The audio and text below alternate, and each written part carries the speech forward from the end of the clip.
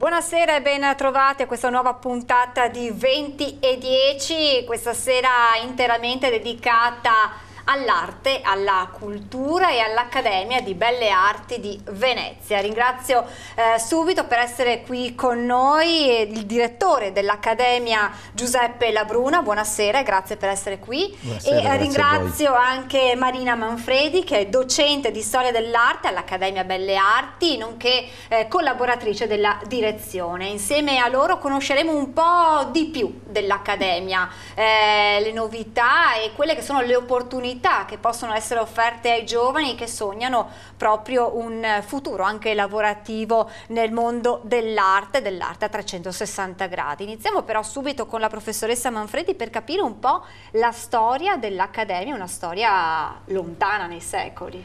Beh, dunque sì, intanto buonasera, ringrazio di essere qui naturalmente e diciamo allora subito che cos'è, quando nasce l'Accademia di Venezia. L'Accademia nasce nel 1750, era una piccola scuola di pittori che aveva sede al Fonteghetto, che era un locale vicino alla dove c'è adesso la fermata del Vaporetto di San Marco, e molto rapidamente questa scuola si espande e dopo qualche anno riesce ad avere invece come sede il convento, l'ex convento anzi della Carità, che è situato anche oggi ai piedi del ponte dell'Accademia, e lì è stata la nostra prima sede storica. Qualche anno fa, 9 anni fa, invece abbiamo avuto il secondo trasferimento, diciamo, che è stato il passaggio dalla sede storica dell'Accademia agli Incurabili, che è un complesso anche questo storico, ideato e progettato dal Sansovino, e che è quindi un complesso di 8.000 metri quadrati dove l'Accademia vive, dove l'Accademia lavora. Naturalmente non abbiamo soltanto questa sede, ma abbiamo poi degli spazi importanti a Forte Marghera e a San Servolo, dove c'è la sede staccata, diciamo, delle nuove tecnologie per le arti. E qui così vi anticipo subito che l'Accademia nasce, attualmente è composta, diciamo, da indirizzi o scuole che sono pittura, scultura, decorazione, grafica d'arte, scenografia e nuove tecnologie per l'arte, che appunto, come dicevo prima, hanno la loro sede a San Servolo. È quindi una istituzione antica che ha avuto importantissimi docenti, ha avuto come presidenti Giambattista Tiepolo, poi abbiamo avuto il Piazzetta e altri docenti importanti come Virgilio Guidi, Arturo Martini, Alberto Viani, ma questi sono le glorie del passato. Oggi però quello di cui penso che vogliamo assolutamente parlare sono le glorie del presente che la nostra Accademia ha, perché vanta una didattica molto curata e soprattutto molto attenta proprio, diciamo, allo sviluppo della personalità degli studenti. Ecco, uno studente che arriva presso di voi, sono spesso studenti che escono magari dal liceo. Che opportunità hanno? Non escono con una laurea come in una università, ma escono con quale titolo di studio, professoressa? Escono con un diploma che è equipollente a una laurea, per cui gli studenti la possono spendere in qualsiasi concorso pubblico internazionale, ma soprattutto poi gli studenti hanno la possibilità di essere messi in contatto dall'istituzione con delle realtà produttive industriali legate sempre al mondo dell'arte. Tra poco parleremo anche di queste opportunità dei laboratori che si trovano anche all'interno dell'Accademia, quindi dove teoria e pratica camminano di pari passo. Direttore Labruna, quanti sono al momento gli studenti che frequentano l'Accademia? Ed è un numero in crescita? Qual è l'andamento? Il numero degli studenti attualmente siamo attorno ai 1300 iscritti. E comunque è in crescita, tant'è che un po' i problemi cominciano un po' a venire fuori perché lo spazio comincia anche a essere un po' ristretto in quello che diciamo, l'utilizzo dei laboratori, che hanno bisogno di spazi ovviamente consoni per quello che è la realizzazione dei manufatti che noi andiamo ad espletare. E le professionalità in questa accademia sono molto ma molto importanti, e quindi più professionalità abbiamo, più docenti in gamba noi abbiamo, più si pretende, però più l'allievo ha possibilità di poter usufruire di tutto questo bagaglio che noi offriamo. Quello che è importante come accademia è che ci sono due cose fondamentali: uno il fare e l'altro il pensare. La parte teorica, che è importante, fatta da docenti molto anche loro preparati in quelle che sono tutte le materie di indirizzo culturale, che si confrontano con tutto quello che è il lavoro dei laboratori, che poi non è soltanto tecniche. Il laboratorio è un momento, un luogo dove si vive, e insieme il docente e il discente vivono insieme e costruiscono questo percorso da ambedue le parti, perché il docente mette a disposizione la sua professionalità e la sua esperienza, e l'allievo cresce ma sollecita anche il docente in questa crescita, e quindi è uno stimolo continuo.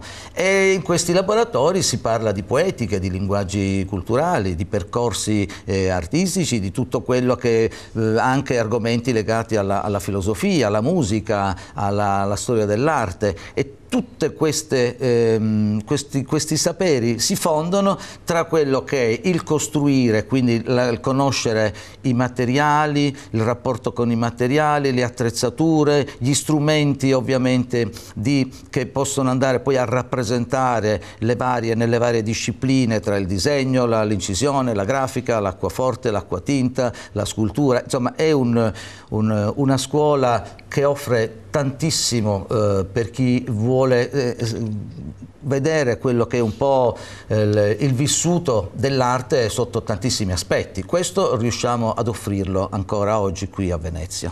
Prima si diceva appunto di teoria e pratica messa poi a frutto con anche collaborazioni che i vostri studenti hanno con realtà, come si accennava quando ci siamo sentite, professoressa, con la Fenice, per cui possono esserci delle importanti collaborazioni che possono in qualche modo far toccare con mano quello che è poi un ambiente lavorativo futuro per questi ragazzi. Senz'altro, tant'è vero che appunto abbiamo una convenzione con la Fenice per la quale i nostri studenti vanno a progettare nelle aule dell'Accademia delle scenografie che vengono poi messe in essere nei laboratori che abbiamo a Forte Marghera, dove c'è una vera e propria falegnameria, e queste scenografie poi sono quelle che la Fenice richiede per la realizzazione di opere che sono a tutt'oggi in cartellone alla Fenice e vengono eseguite al Teatro Malibran, e penso che per gli studenti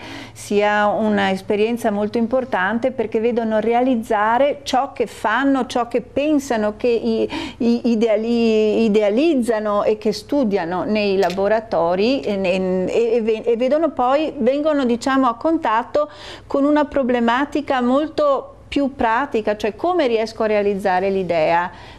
Anche banalmente quanto costa il materiale, come io lo devo usare affinché le scene che faccio siano praticabili e percorribili. Quindi c'è un confronto fra quello che è l'idea e quello che è la praticità del fare. Poi. Quindi si riesce ad acquisire una professionalità che va oltre al semplice studio sul libro. Certamente, anche però comunque la parte teorica è comunque importante, perché è chiaro che lo studente deve avere come bagaglio culturale una dimensione storica importante, deve conoscere la storia del teatro, la storia della musica, per poter realizzare ciò che il regista gli chiede di fare. Direttore, voi siete aperti anche agli studenti stranieri, quindi voi avete appunto anche stranieri che arrivano non solo dall'Italia. Assolutamente sì. Tant'è che noi intanto abbiamo in questo momento moltissimi cinesi, per cui da anni lavoriamo con questa realtà, e quindi è un confronto di crescita importante, perché io dico più ci si confronta con le altre realtà, quindi con altri popoli, e più io continuo a dire ai miei allievi si cresce in quello che è il proprio sapere. In tutto questo io ho cercato, tra le altre, essendo stato nominato da poco, eletto anzi devo dire da poco, da novembre in questa accademia, ho cercato anche di aprire questa accademia a questa città, cercando di fare anche delle convenzioni che non sono soltanto legate al territorio Venezia, ma che sono legate anche al territorio, in questo caso con la Cina, perché ho fatto una convenzione con la Tongji di Shanghai. Noi abbiamo uno spazio adesso a nostra disposizione a Shanghai per realizzare progetti ed eventi culturali, e la possibilità con la Croazia di poter portare degli allievi che sono interessati alla scultura, e quindi con due eventi, uno ad Orsera a Montracher e un altro nel paese di Valle, dove stiamo realizzando da 2 anni la strada della memoria, che è una strada che conduce dal paese di Valle al Montperin, che sarebbe il campeggio di Valle. E significa portare allievi a confrontarsi, in questo caso con blocchi di marmo di circa 3 metri per 1,5 metri e per 1 metro. Questo non capita tutti i giorni, che questi allievi possono confrontarsi con queste dimensioni, e il comprendere come affrontare un blocco di questo tipo è importantissimo per l'allievo. Ma quello che più è importante è quello che andrà in porto, devo dire, il giorno 19 nella sala del Comune di Venezia, con la presenza del sindaco, e finalmente questa diciamo convenzione che io ho cercato di spingere, perché è importante, sull'internazionalizzazione, quindi unendo le 4 realtà più importanti di Venezia, quali l'Università di Ca' Foscari e l'Università dello IUAV, il Conservatorio di Venezia e l'Accademia di Belle Arti, in un percorso che ovviamente viene chiamato Studi in Venice, e che adesso sarà tutto un crescere in base a quello che poi ovviamente offrirà come unione di queste 4 istituzioni, potrà offrire agli allievi enormi, diciamo, vantaggi per progetti che saranno condivisi sicuramente da queste istituzioni. È un progetto unico, possiamo dire, in Italia, di questo tipo, che mette insieme così tante realtà accademiche. È un progetto che nasce da un'idea della realizzazione dei politecnici, ma che noi abbiamo pensato invece importante di realizzare in una realtà come Venezia, perché Venezia è una città che apparentemente molto chiusa in quello che è la sua, diciamo, composizione urbanistica, ma Venezia è sempre stata una città che ha comunicato col mondo intero, soprattutto una città di navigatori, una città di commercianti, una città di artisti, di musicisti. È una città che ha sempre avuto grandi tradizioni, ma è una città che ha anche avuto un enorme bagaglio culturale legato all'artigianato, legato a quello che erano i mobili, a quello che era ovviamente le laccature, le dorature, a quello che era il vetro, le vetrerie. Allora si sta cercando in questo gruppo appunto di questa scuola di piano piano di recuperare tutte quelle realtà importanti di questa città, che purtroppo vanno un po' scemando da un punto di vista diciamo proprio di numero delle aziende, con tutte le difficoltà che ci sono dal punto di vista burocratico, cercando di creare dei piccoli, come potrei dire, sì, dei piccoli universi dove l'allievo possa recuperare quello che è la tradizione dell'oreficeria, che per esempio Vicenza aveva, il Veneto era importantissima, il vetro, il legno, abbiamo fatto una convenzione per esempio con Ortisei per recuperare anche le professionalità di Ortisei, e ovviamente tutto questo penso che per gli allievi può essere di grande importanza. Si sta cercando di recuperare, mi sembra di capire, vecchie professionalità, quelle professionalità artigianali che stanno scomparendo, e quindi anche la vostra accademia serve proprio a sopperire a questa mancanza e magari, chissà, a far crescere i nuovi artigiani del futuro, le nuove professioni del futuro. Ma guardi, io sono stato un mese fa, ho firmato un protocollo d'intesa con la Regione proprio a proposito di quello che è l'apprendistato, e spero che questa Regione, se lungimirante come me lo auguro, avendo conosciuto l'assessore e anche diciamo un po' il referente scolastico, penso che potrebbe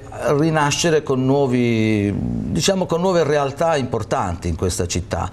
Devo dire che anche mi sto battendo per Forte Marghera, per questi spazi che noi abbiamo, e a Forte Marghera abbiamo noi degli spazi importanti, e Forte Marghera mi auguro, da quello che comincio anche a intravedere, c'è un grosso interesse per riavviarla, quella che è una specie di luogo dell'arte, della cultura, ma anche dei mestieri, del sapere. È un parco che sarebbe un miracolo e devo dire molto unico nel suo genere, l'idea di trovarsi in questa isola traverde e luoghi dove si può riavviare quello che è la cultura, il sapere, ma anche tutto quello che sono l'organizzazione di workshop, di master e di incontri per realtà che sono legate, io dico, a tutto il mondo, perché l'importante per l'allievo, per quanto mi riguarda, è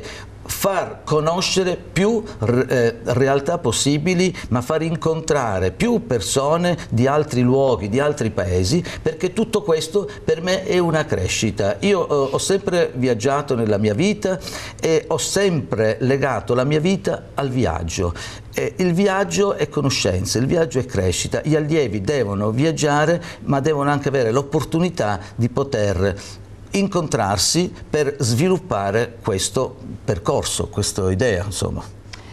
Professoressa Manfredi, lei è docente di storia dell'arte. Storia dell'arte che cosa può così instillare negli studenti? Gli studenti imparano la storia dell'arte e acquisiscono anche magari nuove idee, nuovi stimoli per futuri. Ma quello che io dico sempre anche ai miei colleghi docenti, quando alle volte succede sovrapposizioni di orario, dico però ricordatevi che quando gli studenti vengono a storia dell'arte poi ve le rimandiamo ai laboratori pieni di idee nuove, perché la teoria è assolutamente, la conoscenza della storia del passato è fondamentale, è di stimolo allo studente per conoscere ovviamente il grande patrimonio internazionale dell'arte, ma poi tutto questo, ed è questo il fascino dell'Accademia, il poter raccontare una storia dell'arte che sia però messa in essere, in pratica nei laboratori, e quindi è uno stimolo anche per i docenti dare un taglio alla storia dell'arte che abbia un aggancio con le pratiche dei laboratori, e questo è molto importante anche per i ragazzi, perché possono per esempio sviluppare una capacità critica. Anche quei giovani che volessero poi intraprendere una carriera proprio di critico d'arte hanno la grande fortuna di vedere come le opere nascono e quindi capire meglio qual è la genesi dell'opera d'arte vera e propria. Ci dobbiamo fermare, qualche minuto di pubblicità e poi continuiamo a parlare delle opportunità dell'Accademia Belle Arti di Venezia, tra poco.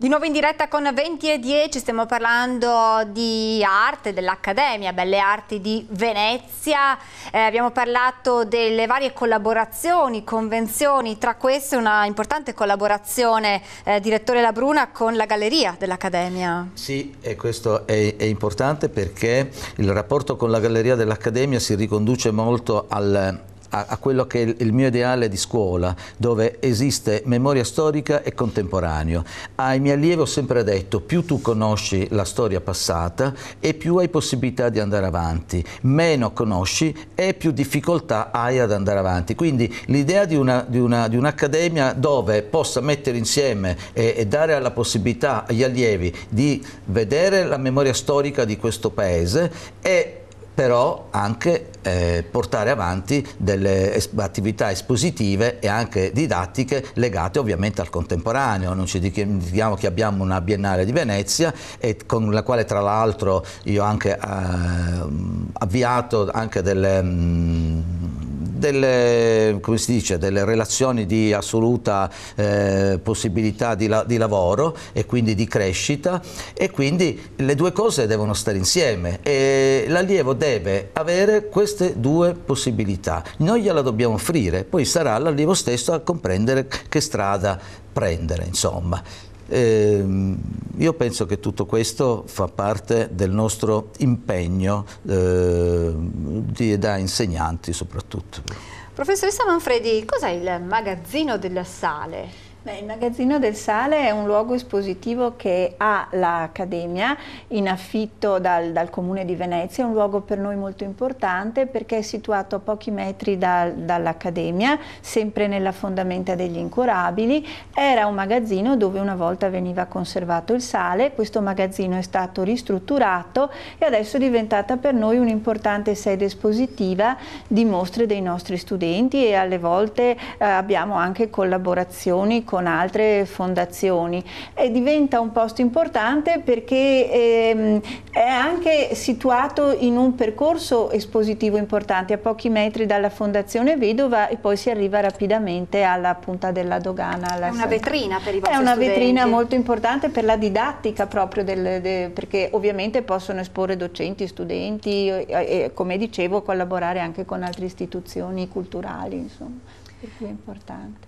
Direttore, abbiamo parlato appunto di questa vostra apertura verso gli studenti stranieri. Ci sono diversi progetti, l'Erasmus e il progetto Turandot. Allora, noi abbiamo con l'Erasmus diciamo contatti e lavoriamo con circa 50 paesi, diciamo, abbiamo 50 contatti legati all'Erasmus.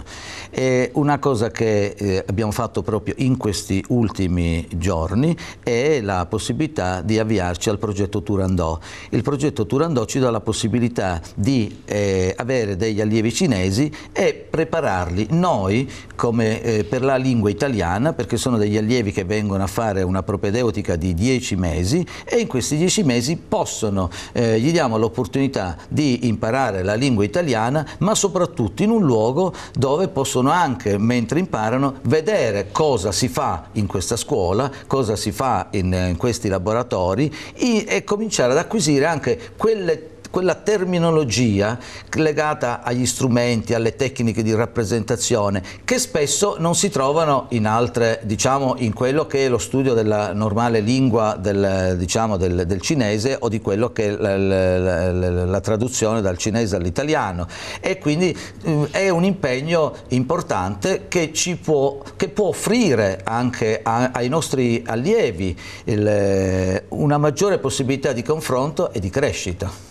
Possiamo dire che l'Italia, Venezia, restano un punto di riferimento in tema di arte per chi vuole fare arte, visto questa vostra apertura, la presenza di tanti studenti stranieri che frequentano l'Accademia? Ma io penso proprio di sì. Io penso che tutta l'Italia avrebbe questa grande possibilità, anche perché noi possediamo un patrimonio culturale e artistico immenso, e purtroppo è poco utilizzato. La lungimiranza di Venezia è quella di prenderne atto, e quindi chi può cerca di utilizzare al meglio quelle conoscenze professionali, ma quelle conoscenze culturali legate proprio al patrimonio italiano, e in questo caso Venezia, secondo me, sta facendo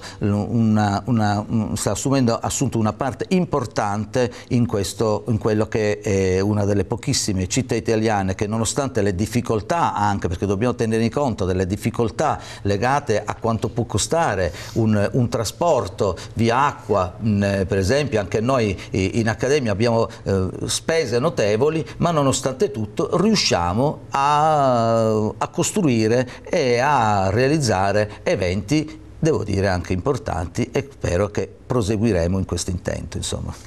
Una domanda rivolta ad entrambi: che peso ha l'arte oggi in Italia? O meglio, si può vivere facendo arte, lavorando nel mondo dell'arte? Professoressa Manfredi.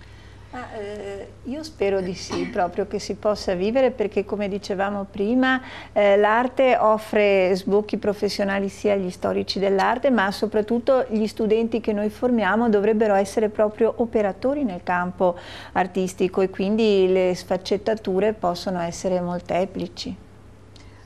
Direttore. Io lavoro, se parlo ovviamente da docente.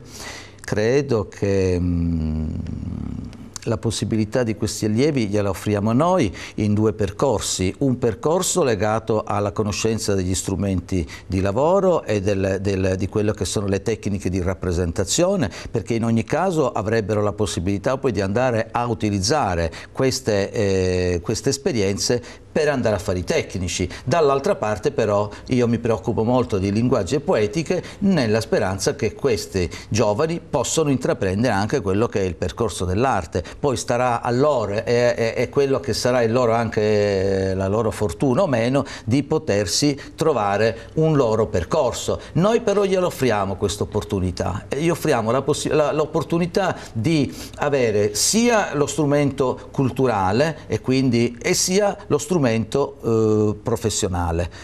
Dipenderà dai giovani quanto vorranno utilizzare queste due realtà, insomma. L'incremento di iscrizioni che avete sta a dimostrare comunque che anche i giovani sono affascinati dall'arte. È una dimostrazione, insomma, che non è una cosa passata, è una cosa presente, più che presente. Quello che manca oggi è l'uomo ha bisogno di fare, ha bisogno di confrontarsi, di usare le mani. Quello che oggi si fa non si fa più, e si fa pochissimo, è usare le mani, che poi non sono altro che il prolungamento di quello che è il nostro pensiero, il nostro cervello. Quindi purtroppo nell'uso, in quello che è continuo di telefonini, computer, cose, si dimentica spesso che la crescita avviene confrontandosi con le difficoltà, e quindi l'uso delle mani e l'impiego di quello che è il nostro cervello, secondo me allontana l'individuo da quello che può essere la depressione, che porta molte persone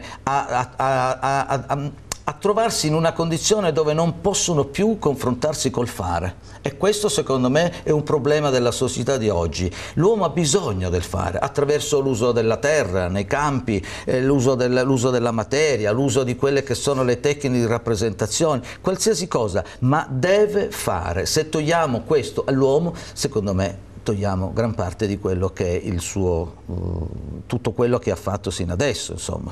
È importante che i ragazzi della tecnologia, i ragazzi di oggi capiscano questa importanza del fare.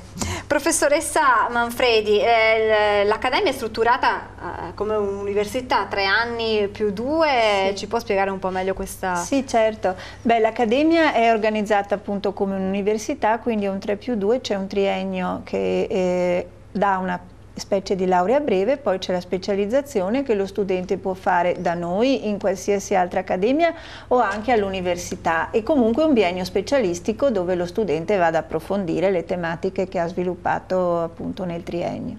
Ecco, nelle diverse offerte formative che lei ha illustrato prima c'è un indirizzo più scelto, comunque più gettonato tra gli studenti, che va più di moda, mettiamola così. Va più di moda, forse le nuove tecnologie per l'arte sono molto gettonate, però devo dire che anche la pittura contende, quindi c'è ancora un po' questo richiamo del fare, c'è ancora. Tra le altre anche le nuove tecnologie per l'arte non è soltanto computer, ma anche lì c'è manualità, c'è pensiero e emozione anche, come c'è in tutte le pratiche artistiche. Ecco, un ragazzo che esce dall'accademia con questo diploma in mano ha una prospettiva lavorativa, deve capire che deve iniziare, insomma, pian piano a costruirsi una propria carriera. Quello senz'altro questo deve capirlo, però devo dire appunto che l'Accademia mette in contatto l'allievo, lo studente, con realtà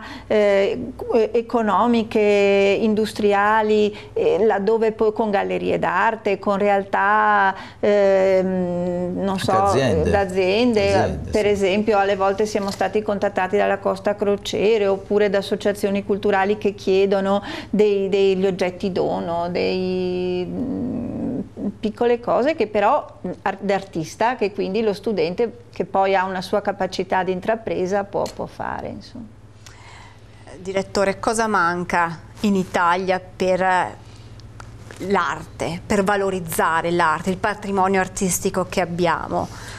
Valorizzarla. Capirlo che l'abbiamo, essere coscienti del patrimonio che abbiamo. Questo lo capiscono all'estero. I cinesi lo hanno compreso benissimo. Io che ormai vado da anni in Cina ho compreso che loro stanno cercando il più possibile di prendere il meglio del nostro lavoro, della nostra fatica. Quando io vado a vedere questi allievi che lavorano in Cina, fanno 9 ore al giorno di disegno, di pittura, di grafica, disegnano benissimo, ma perché dedicano tantissime ore, disegnano come disegnavamo noi 50 anni fa nelle nostre accademie, ma soprattutto nei nostri licei. I nostri licei prima erano di grande formazione per accedere alle accademie, adesso purtroppo tra l'accorpamento degli studi d'arte con i licei artistici e la riduzione delle ore di tutte le materie legate all'arte, quindi compresa la storia dell'arte, ovviamente i nostri studenti sono con grossi problemi,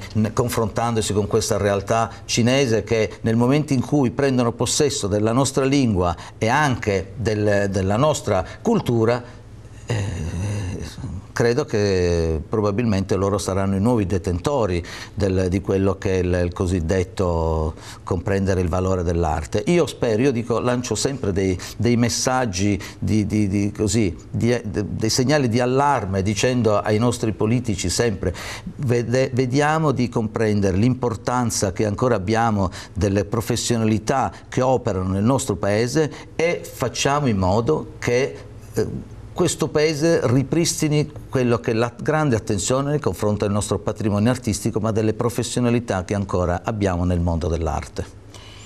Parole importanti e sulle quali appunto chi di dovere dovrebbe ragionare. Ringrazio Giuseppe Labruna, direttore dell'Accademia Belle Arti di Venezia, ringrazio la professoressa Marina Manfredi, docente di storia dell'arte dell'Accademia, e ringrazio voi telespettatori per l'attenzione. Buona serata con i programmi di Antenna 3. Arrivederci.